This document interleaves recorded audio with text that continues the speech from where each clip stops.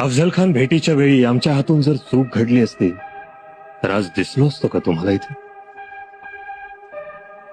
शाहिस्तेखानाच्या छाप्यात एक जरी गोष्ट आमच्या हातून चुकली असती तर आज आम्ही इथे दिसलो नसतो.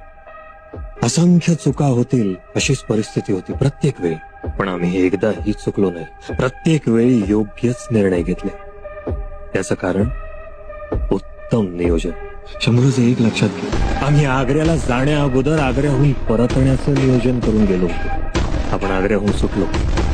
ज्या दिवशी सुटलो त्यानंतर बरोबर 22व्या दिवशी आम्ही रायगडावर पोहोचलो आणि म्हणून आऊसाहेबांनी तोफीची भांडी वाजवली. पण आपण तर 3 महिन्यांनी आलात रायगडात. 22 दिवसानंतर पोहोचला तो तोतया शिवाजी होता. पण औरंगजेबाला असं वाटलं की आम्ही पोहोचलो म्हणून त्यांनी पाठलाग थांबवली. तुमचा पुढचा मार्ग सुकर झाला.